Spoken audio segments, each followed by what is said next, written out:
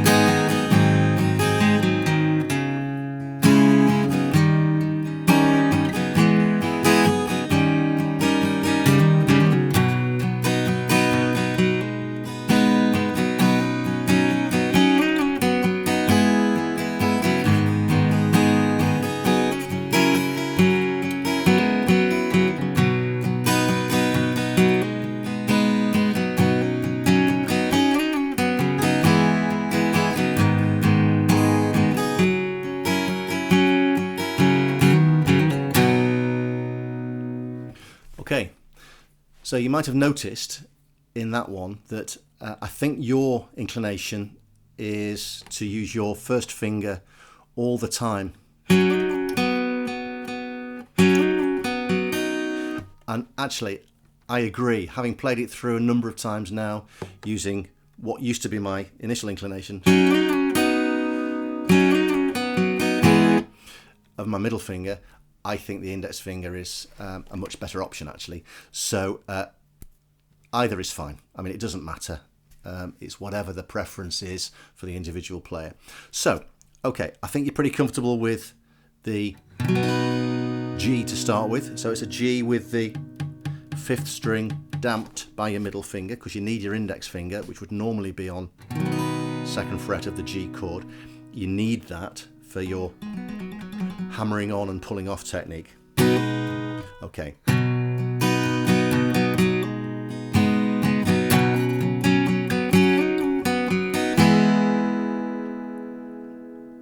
Okay, what you'll notice as I'm going through all of this is that I'm not always playing all of the strings all of the time.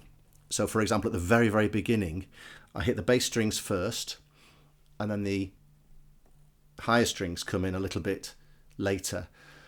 It's a little bit like left hand and right hand on a piano. The right hand would play the melody, typically, on a piano. Well, the higher strings are kind of more the likely melody type strings on a guitar. So it's almost like having two instruments. It's like having a double bass at the bottom end and whatever, piano at the top end. So I do a lot of this. So if it's a technique that you feel comfortable practicing, do give it a go, because there's kind of a lot of dynamic range that you can add into your playing.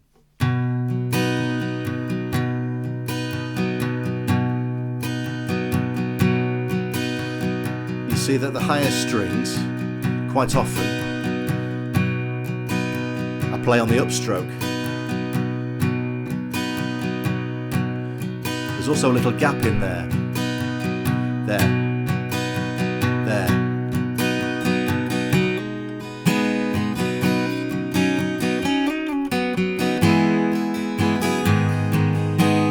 Okay, so that's just another little technique to be aware of. So the G with the hammering on and hammering and pulling off, I think you're comfortable with.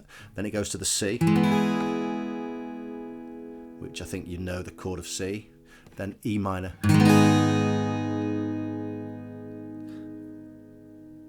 And then D7. And you'll notice there that I went from playing all of the strings, because they all fit into the chord of E minor. Now on D7, I only play those. You can actually play the 5th string as well, because that's part of the chord, but it feels like that's a slightly more complete version. So as you're strumming, just bear that in mind. Not every chord wants or needs or even sounds very good with every string. So we go from the E minor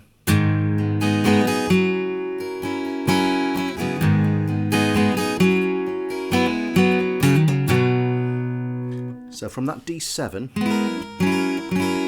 there's a bit of hammering on and pulling off again before you go back into the G of the verse.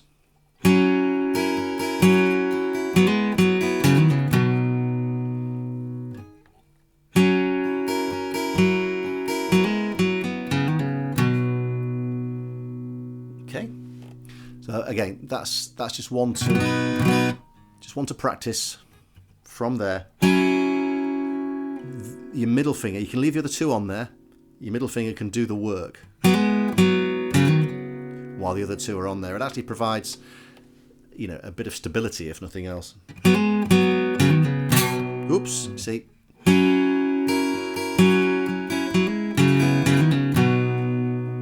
I got that a bit wrong. It kind of doesn't matter with an acoustic guitar piece. You'll notice on George Harrison's demo version that sometimes an acoustic guitar is a bit ragged. You don't play the same thing each time. That doesn't matter. That's kind of part of the beauty of an acoustic guitar. Right, so that's the verse. So the second time, instead of going back into the G,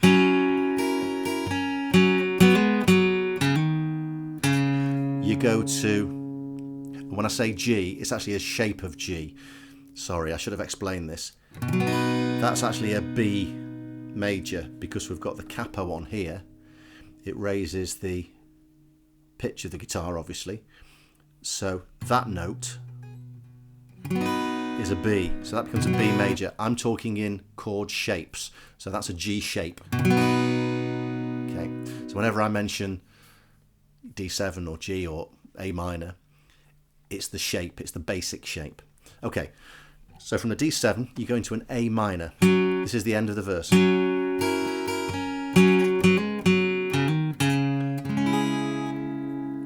So that's the A minor. Second string, first fret, third string, and fourth string, fourth frets. And again, don't play the bottom string if you can help it. It is actually part of the chord, but it sounds sweeter with this note, which is the tonic. It's the bottom note of the triad of the three chords, of the three notes in the chord. Sounds stronger. Okay, so you've gone to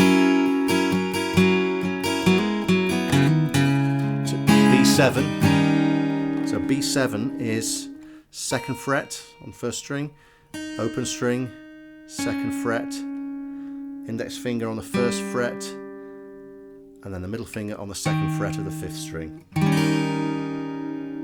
Okay, so that's a B7. So from the A minor to E minor to E7. So E minor, are you familiar with now? And then your index finger is going to go on the first fret of the third string, and your ring finger on this hand is just going to lift off. So you're going from that to this.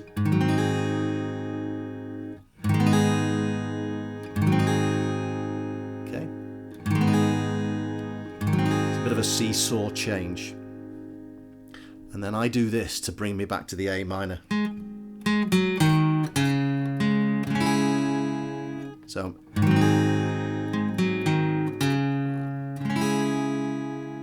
can you see as I'm changing my fingers, these fingers here, I'm going from there. So at that point, and this is why not strumming all of the strings all of the time can be really helpful. Being able to play that open string buys me some time to go from this shape to this shape. Watch.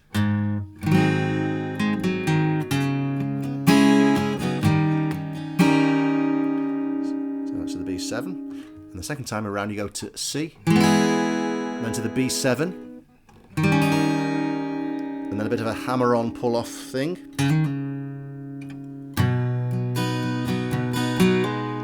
then back to the verse. So let me just play that chorus through for you, starting with that A minor.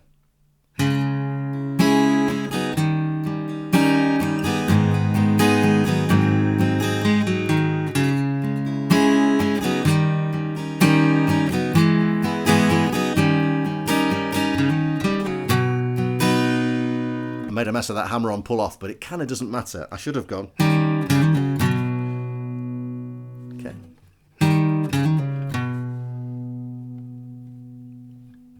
Okay. So that, in a nutshell, is it. If you can master those, there's not very many chords there. There are some techniques there. Changing from one chord to another chord, that's something that you'll need to master in every piece that you play. Try and do it with a really slow metronome. Try and get to a point where you can play the whole thing really slowly but seamlessly without stopping all the way through, or at least a verse all the way through, and then maybe the chorus all the way through, and join them together later. And then speed it up. Don't ever go any faster than you can play it all the way through competently. So start really slow, build up gradually. The problem with starting too quick and not being able to make the chord changes you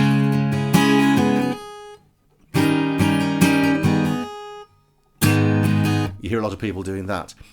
Basically what you're doing is you're practicing your mistakes. So start super slow, familiarise yourself with the chords. Once you're familiar, really slow metronome, and gradually build up speed. So rule of thumb, if you're practicing every day, you might be able to build up your speed from yesterday. If you could play it through at yesterday's speed seamlessly, you might get another 2 or 3 or 4 beats per minute today. If, on the other hand, if you increase the speed and you find you're making too many mistakes, go back to where you were and consolidate. So just some hints really on practicing. And that's it. So once more through for look.